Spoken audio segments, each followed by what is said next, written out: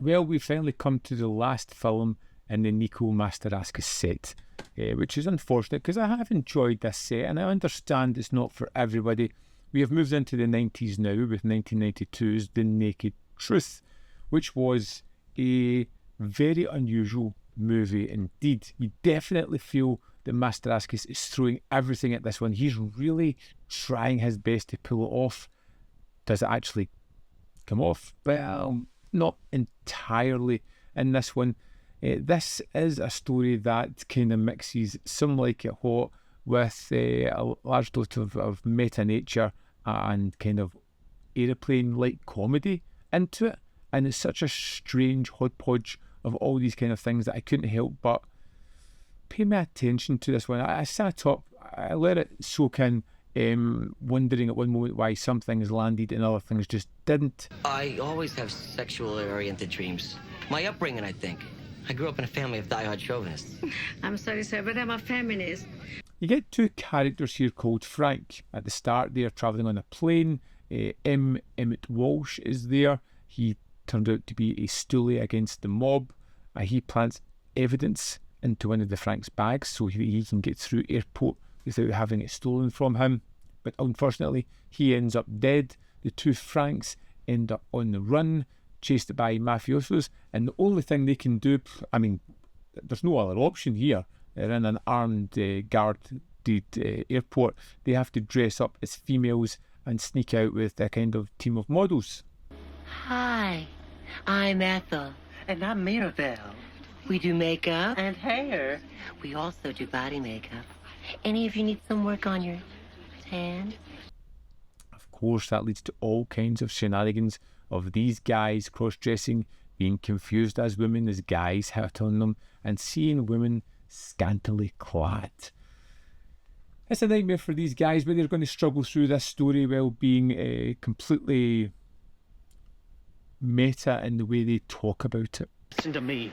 We're not women. We're men in drag. We did it out of desperation, following a twisted plot, and it's got to end now.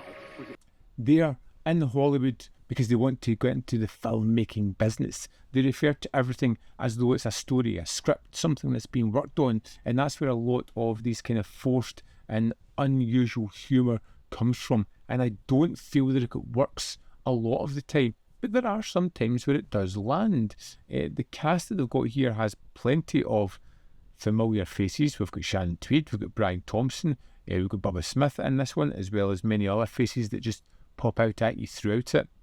Emmett Walsh is in this one, which is probably the biggest one of the lot. Yes, I'm scared for my life. I'm coming to LA to testify against the ketchup tycoon / drug lord Rupert Hess. It feels like a step above the regular kind of Mastorakis stuff.